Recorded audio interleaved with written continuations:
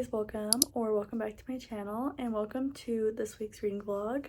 I am in like the opposite of a reading slump right now, where every book on my physical TBR is just really calling out to me and like really intriguing me right now. So in this week's reading vlog, I'm going to be reading books that I think will be a 5-star read for me. So let's go ahead and get into the options and then figure out which book I want to start with. I'm gonna go through the options for this video fairly quickly, like the books that I think are gonna be 5 stars and that I want to read in this video, but I already know which one I want to start with because it's been one of my most anticipated reads of the year, and I just could never get my hands on the paperback. I thought you had to order the paperback online, and I didn't really want to read it on Kindle, and I got so lucky at Barnes & Noble the other day, and I ended up finding the paperback copy, which my Barnes & Nobles literally never have this author in stock. Like, I've been wanting to read her books for so long, but I just never find them in stock. So the first book that I will be starting in this video is The Things We Water by Mariana Zapata. She's kind of chunky though. I think she's like over 600 pages.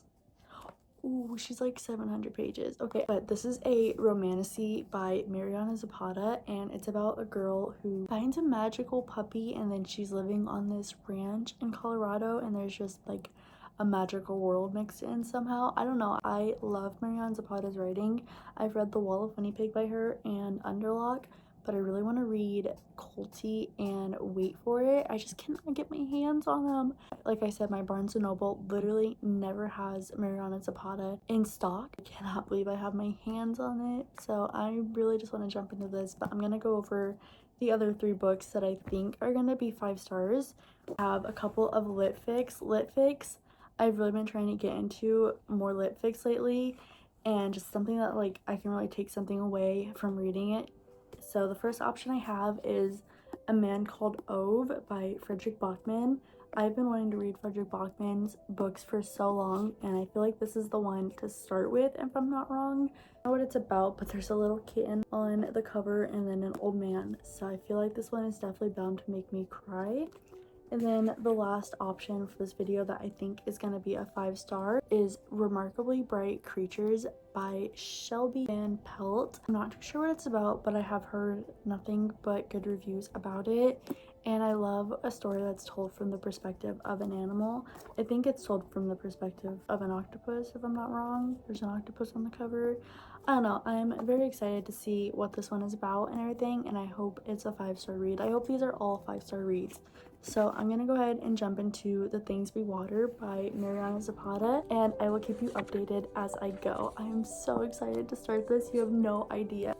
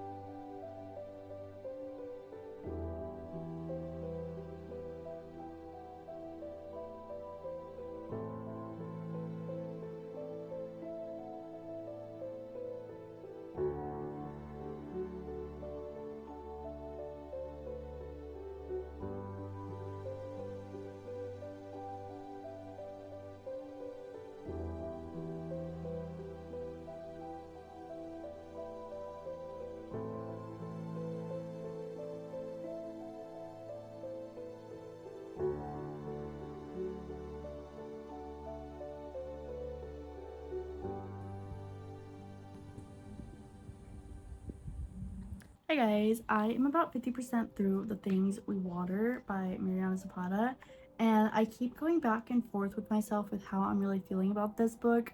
I am enjoying it. I love Mariana Zapata's writing, and I love the way that it's a slow burn, like romantasy. I feel like a lot of romantacies, you jump right into the romance and the fantasy and the action and all that. But I feel like in this one, there's a lot of filler scenes, and I'm just kind of losing interest because of how many filler scenes there are. They're very repetitive and like a lot of like standing around and talking.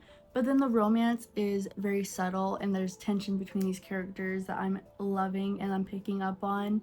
And I'm also really enjoying like the magical world building because our main character Nina, she has moved to this ranch in Colorado, and this ranch is specifically for magical beings like werewolves and like horse people and like gnomes, like all that kind of stuff. And she definitely has power, she just doesn't know what she is, and she doesn't know like what her magic is or like how to use her magic or anything. So I'm definitely intrigued to figure out where her magic is coming from and like what her magic and like what she is, because she never met her biological parents, so she doesn't really have like any idea where her magic comes from. She also has this magical puppy. That's the main reason that she moved to this ranch, was she needed somewhere to keep her puppy safe because her puppy is rapidly growing, and there's like a blue flame on the back of his tail and his eyes are red, so she needs somewhere safe to keep her puppy and raise her puppy. So she moved to this ranch in Colorado, and she's doing like a trial period in order to see if she can stay on the ranch. So I definitely hope that the romance picks up just a little bit, because right now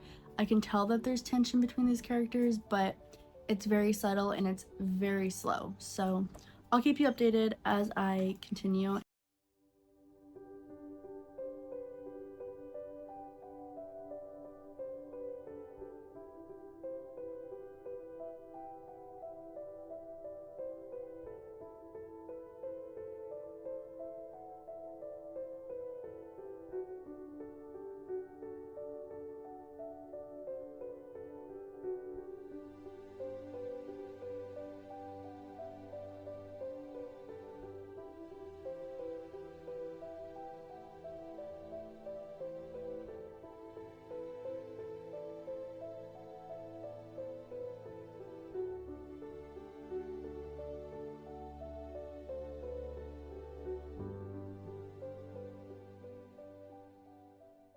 Also, the chapters are so long. Like the chapters, I was reading it on my Kindle, and every chapter is like 30 minutes plus, which isn't normal for me. I'm not that slow of a reader. Like I'm a slow reader, but 30 minutes a chapter is kind of crazy. So I'm only like 300 pages into it.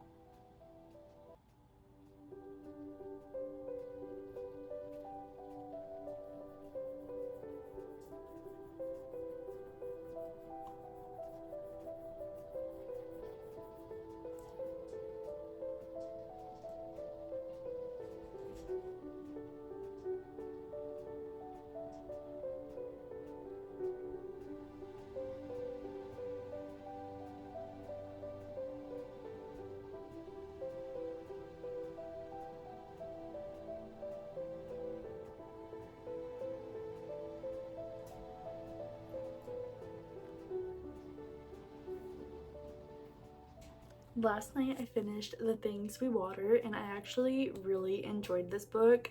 I didn't give it a rating last night. I kind of wanted to sleep on it and think about it.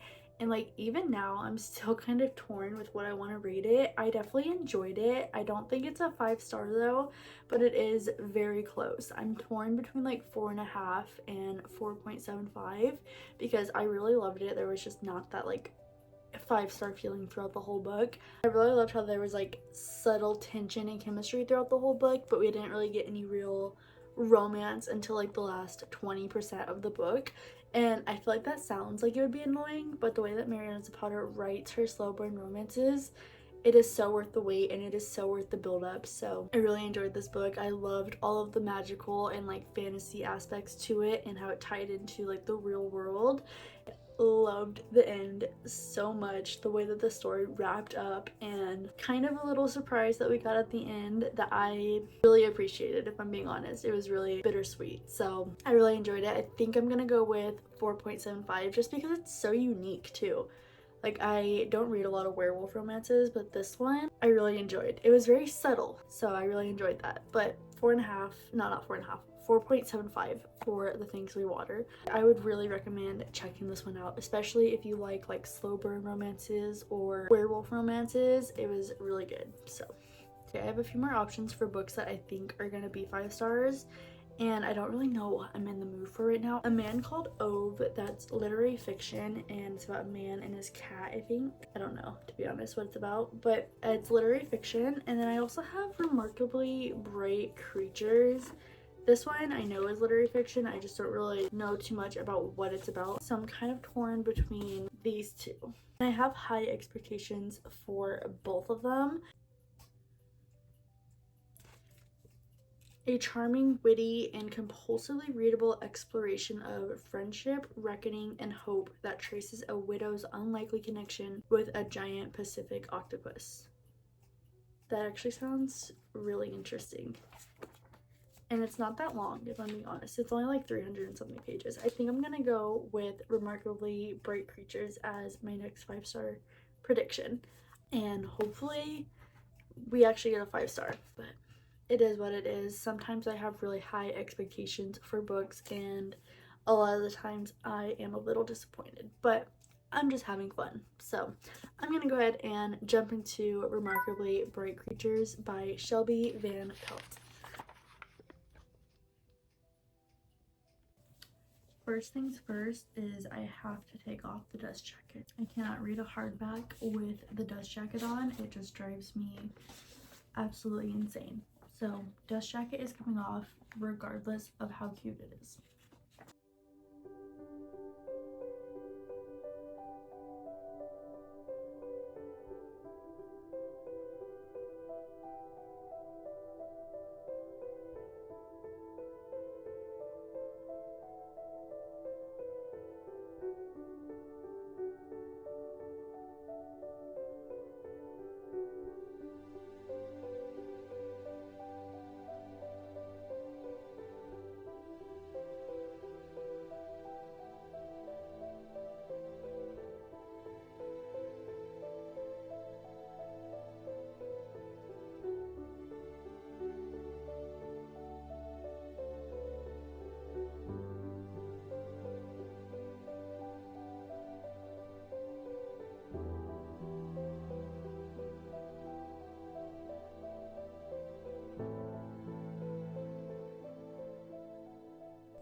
Hey guys, yesterday I ended up reading about 88 pages of Remarkably Bright Creatures. I obviously still have a lot left, but I'm really hoping to sit down and read a good chunk of this book today because I'm really enjoying it so far. We're actually getting 3 different storylines. Obviously we have the octopus, and his whole thing basically right now is that he likes to sneak out of his tank at night and go sneak off for more gourmet food. He knows which sea animals get the better food, and so he sneaks out of his tank, and he's calculated how long it takes him to get certain places and calculated how long he has until he needs to get back to his tank so he doesn't run out of oxygen. I also didn't know octopus were so smart like this. I guess he can understand and read our language and everything, and he can understand English. I don't know, he's just a really interesting character, and he makes all these little snide remarks about human nature and the things that humans do and say, and it is just so funny sometimes. And then we're also following Tova, who is kind of like the aquarium janitor. She comes around and just cleans up at night, and lately she has been kind of speaking out loud to the octopus. She's just kind of speaking her thoughts. Mind you, this is an older lady who has recently lost her husband, her child, and her brother. So I am not going to blame her at all for talking to the octopus. And then we're also following Cameron, who is this middle-aged man, and he's having trouble holding down a job, and his girlfriend has kicked him out because of this. So super excited to see how all of these storylines connect. And I'm also really loving the writing style. I feel like the story is really being brought to life, and I'm really feeling for these characters, especially the octopus. Obviously I have a soft spot for him already, and I'm not prepared for if anything is going to happen to him. So I'm gonna go ahead and jump back into reading and see if these storylines connect, see what happens with the octopus and whatnot. So I will update you if I have any more thoughts or if I finish it or whatever. I'll just keep you updated.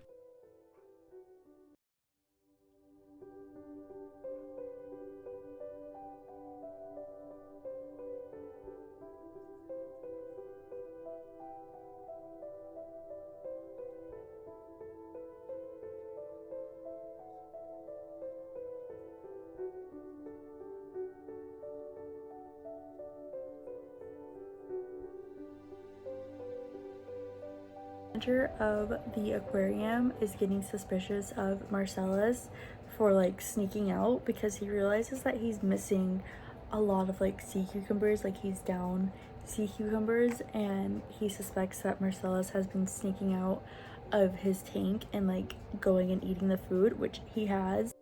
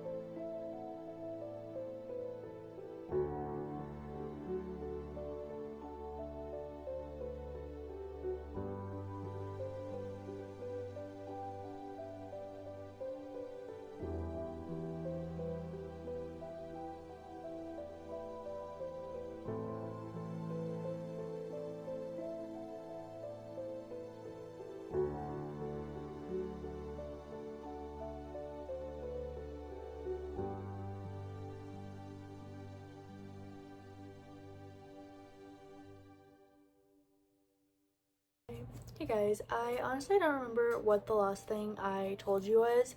I know I told you I started Remarkably Bright Creatures, but I don't know if I gave you like any update yet or like my thoughts so far. But last night I ended up actually finishing this book and I actually really enjoyed it. It's definitely one of my favorite literary fiction reads that I've read so far. Basically, we have three main characters. We have Tova, who is the janitor at this aquarium, and then we have Marcellus, who is the giant Pacific octopus at this aquarium, and then we also have Cameron, who lives in California, and he's like trying to find his birth father, so he moves to this town in Washington where this aquarium is. And from there, it's a very touching story of found family, new truths, new beginnings, and all of that kind of stuff, which I really enjoyed. I would definitely say that Marcellus, the octopus, was my favorite character. I loved all of his little like insights about like human nature and human relationships, and the intelligence that this octopus had was crazy. He's the one who like pieced this whole story together, honestly. So I really enjoyed it. Definitely a really good literary fiction read, but unfortunately it is not a 5-star read. I think I'm gonna give it 4 stars because the pacing did drag at times, and I did find myself like putting the book down and not really having the strongest urge to pick it back up. It's definitely a unique and interesting story. I just wouldn't say I'm overly connected to the characters, and I didn't like overly feel for the characters that much, but I definitely enjoyed it and definitely would recommend it as well. And then the last book I'm gonna read in this video is A Man Called Ove. I feel like I've heard really good things about Fredrick Backman's writing, and I've definitely been wanting to jump into like his world of books. I also really hope that I enjoy this one because I have a few other Fredrick Backman books on my TBR, so I'm really hoping that I connect with his writing style, and hopefully this one is a 5-star read. It would really suck if I didn't get a single 5-star read in this video, but I'm gonna go ahead and jump into A Man Called Ove, and I'll give you my thoughts whenever I get a little further. All I know is that there's a grumpy old man and a cat, and supposedly it's gonna make me cry. So definitely excited to see what it's about, and I will definitely keep you updated.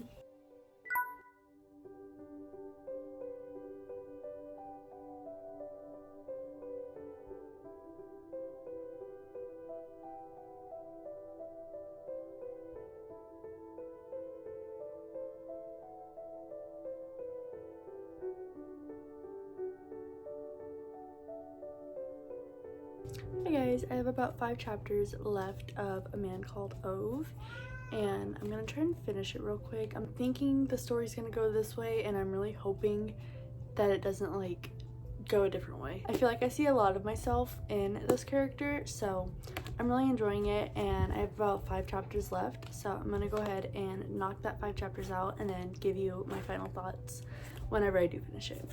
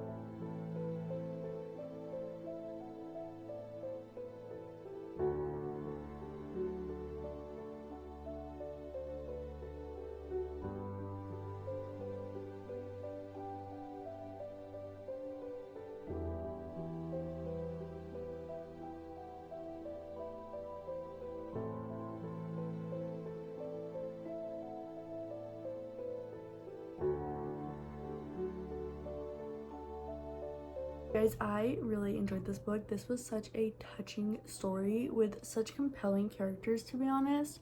And basically we're following Ove, who is this grumpy old man, and then we kind of get to see like the rest of like the people on his street, because he's like a part of the residents association, like kind of like an HOA. Like he's the one who's always strict about it, but everyone kind of sees him like as a grumpy old man.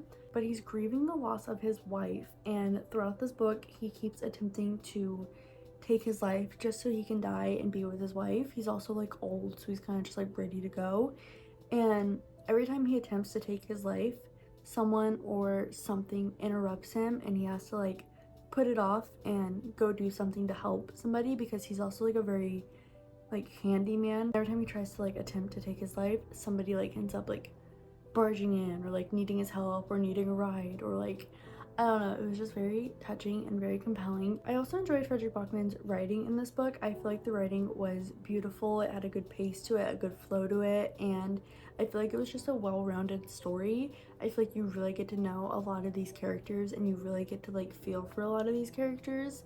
And I feel like also with it being a little bit on the heavier of a read side with topics of like grief and suicide, I really appreciated like the comedic relief pieces with his little like remarks and stuff, and like the answer in this book was actually a really like nice surprise and kind of like a comedic relief.